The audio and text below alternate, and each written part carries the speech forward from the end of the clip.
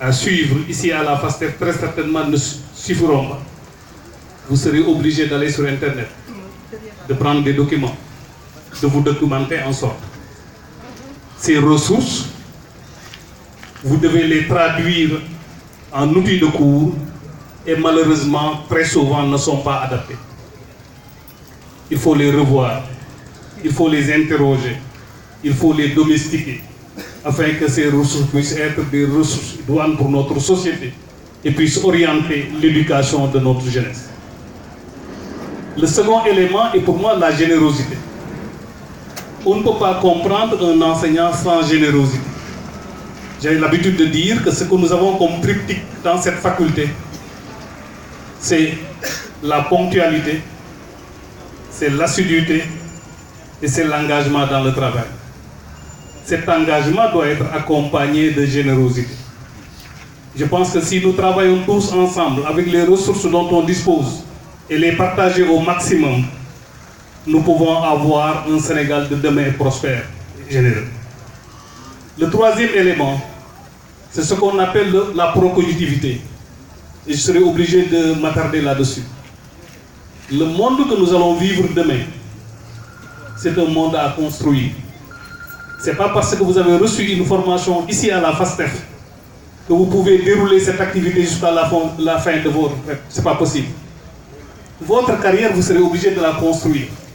Les programmes de formation que vous serez obligé d'enseigner d'ici une dizaine d'années, vous serez obligé d'apprendre par vous-même les cours et de les transformer et de les enseigner.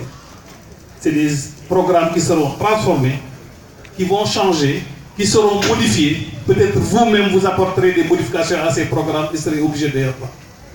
On apprend toujours. Vous serez toujours obligé d'apprendre. Mais ce qui me gêne et ce qui me gêne plus dans cette affaire, c'est parce que nous devons tous savoir que notre passé ne doit pas sceller notre avenir. Vous trouverez dans des classes des enfants qui n'ont rien demandé à naître dans des situations très difficiles. Ne les considérez pas comme des moins que rien. Encouragez-les, développez leur conscience, aidez-les afin qu'ils puissent venir ici, qu'ils soient des prix Nobel et des médailles de firme. C'est à nous de faire ce travail. N'acceptons pas que notre passé scelle notre avenir. Ce n'est pas parce qu'on est instituteur qu'on ne peut pas être recteur de l'université Cheikh Anta Diop. Notre passé ne peut pas sceller notre avenir. Nous devons développer cela en nous. Je vois parmi eux demain des professeurs d'université qui prendront en charge cette faculté. Notre passé ne doit pas sceller notre avenir. Nous devons faire en sorte que les étudiants que nous aurons demain soient les présidents de la République, les ministres, et pourquoi pas ceux-là qui prendront en charge l'avenir de toute l'humanité.